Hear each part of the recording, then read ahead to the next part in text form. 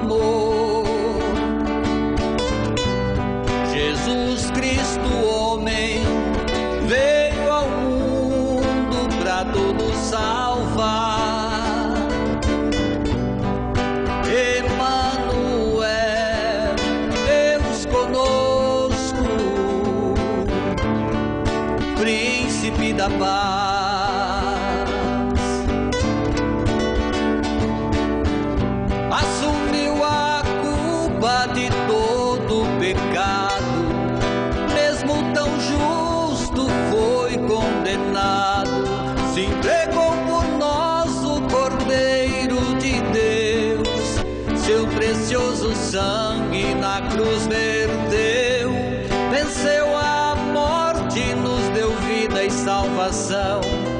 Foi ferido em nossas transgressões.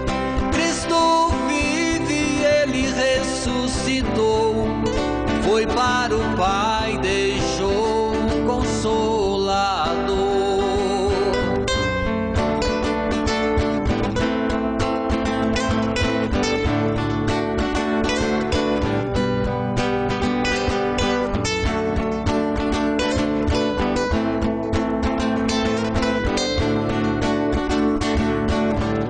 Assumiu a culpa de todo pecado, mesmo tão justo foi condenado. Se entregou por nós, o Cordeiro de Deus, seu precioso sangue na cruz verteu. Venceu a morte, nos deu vida e salvação. Foi ferido em nossas transgressões. Cristo vive, ele ressuscitou. Foi para o Pai, deixou um Consolador. Ele voltará para buscar os seus,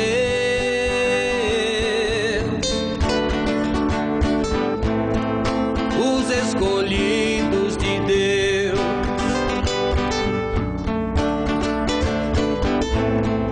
Os escolhidos de Deus.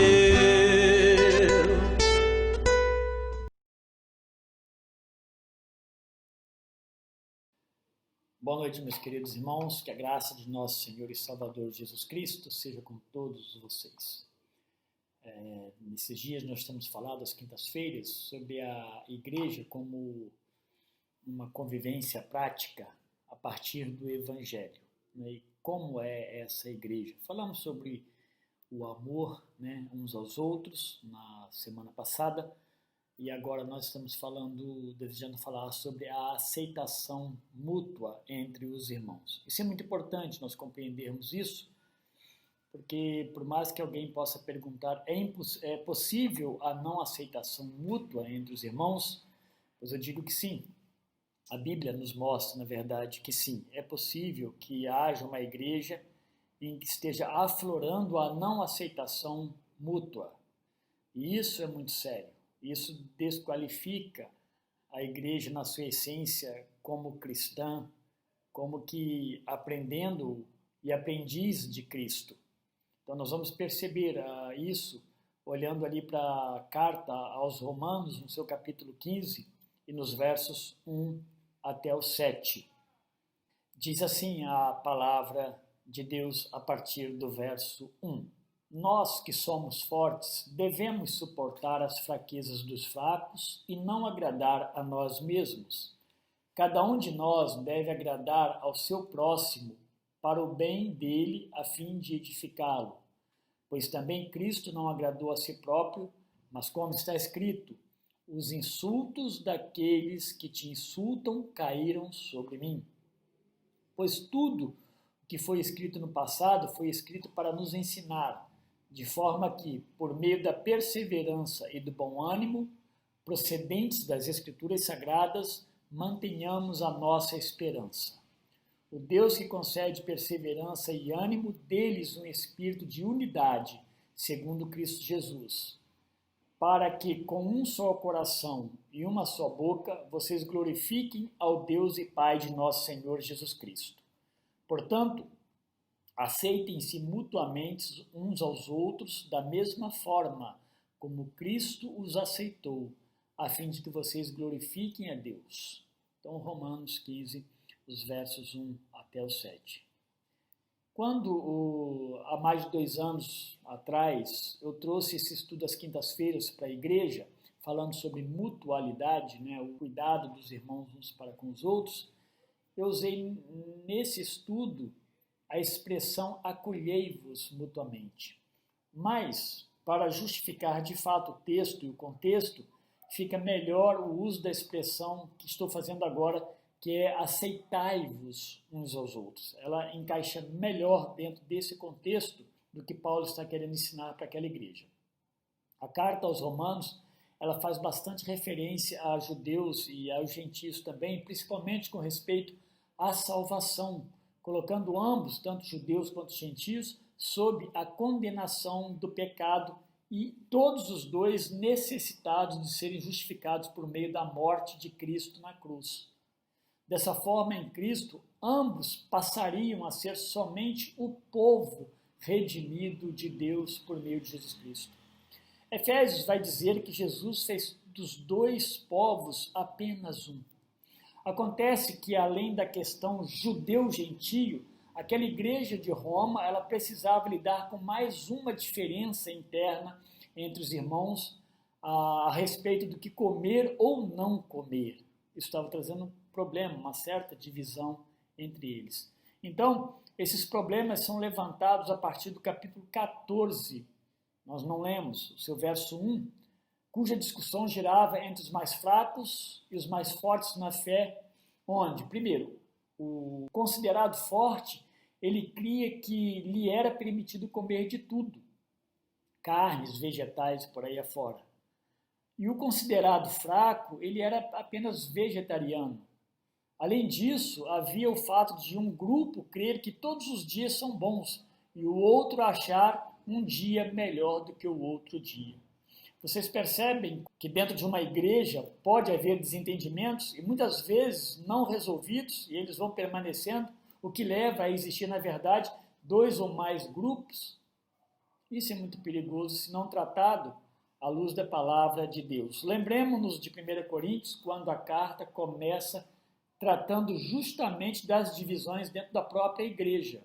Uns eram a favor de Paulo, outros de Pedro, outros de Apolo e até outros que se diziam ser de Cristo. Então havia dentro daquela igreja essa questão de não aceitação plena uns dos outros.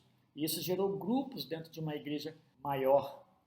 É nesse contexto que Paulo está corrigindo os problemas entre aqueles irmãos e dentro da igreja de Roma. Hoje, nós ainda temos o privilégio de o evangelho estar bem disponível e claramente ordenado para nós.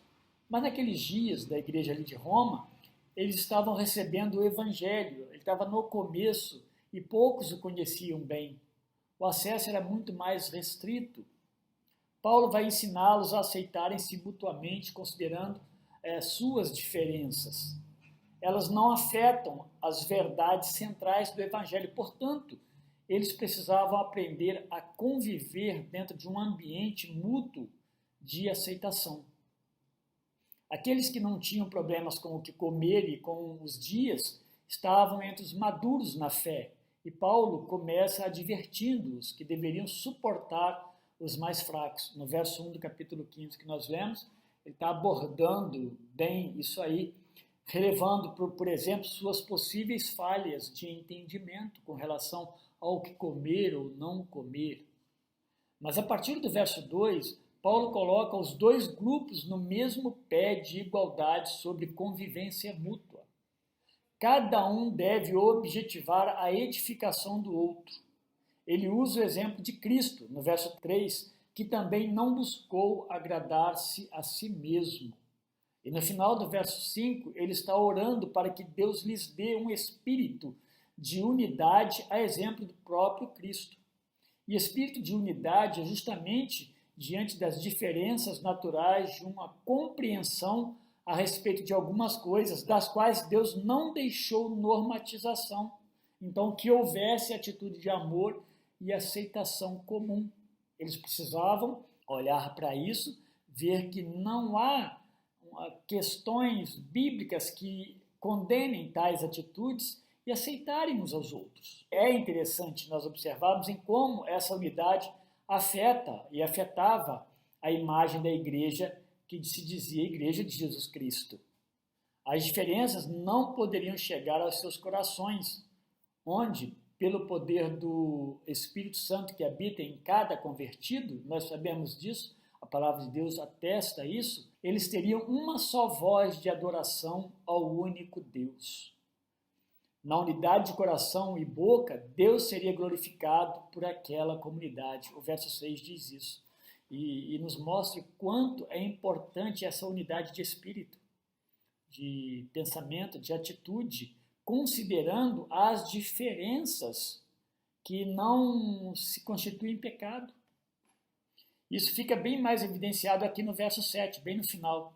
Aquela igreja certamente era composta por muitos judeus e mais ainda gentios. Os judeus vinham de um sistema religioso não existente ou praticado em outras partes do mundo. Era comum ali em Israel. Mas os judeus estavam ali dentro daquela igreja porque creram em Jesus Cristo e passaram então pela conversão. Contudo, eles carregavam consigo costumes que outras nações desconheciam. Por outro lado, haviam gentios de diversas nacionalidades ali em Roma. Línguas, culturas e religiões bem diferentes uns dos outros e dos próprios judeus. À medida que esses gentios ouviram o evangelho, eles passaram a crer a partir do arrependimento e foram batizados e também passaram a fazer parte desta mesma igreja onde os judeus estavam. Se por condições bem mais amenas percebemos em nossos dias hoje os membros das igrejas manifestando suas preferências por isso ou por aquilo, imaginem ali onde todos eram diferentes uns dos outros quando nós pensamos em cultura, língua e tantas outras coisas. Normalmente, quando esse tipo de comportamento se avulta, aponta automaticamente para uma igreja imatura, com muitas crianças na fé. A palavra crianças não está no texto, mas Paulo vai usar em outro texto, ela não é que criança não possa ser salvo ou compreender o evangelho, é que um adulto chamado de criança na fé, é que ele ainda permanece sem a compreensão plena do evangelho e traz uma bagagem de coisinhas que produzem problemas, mas não edificam em nada. Normalmente, as igrejas cujos membros são mais maduros na fé, a aceitação mútua é bem mais evidenciada e rapidamente. Paulo usa, então, a expressão aceitem-se como conclusão dessa primeira parte. Ninguém deve recusar o outro, ninguém deve julgar um ao outro ou ignorar um ao outro, até mesmo condenar um ao outro. Todos manifestaram fé pública em Cristo e suas preferências não eram motivos bíblicos de não aceitação.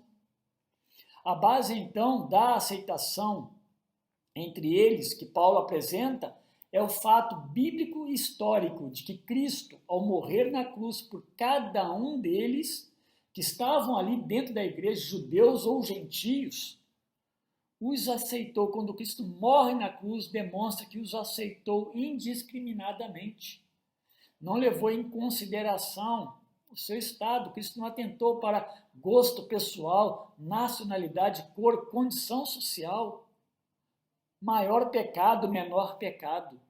Cristo os recebeu mediante a fé de cada um deles. Houve arrependimento e conversão e todos foram habitados pelo mesmo e pelo único Espírito Santo.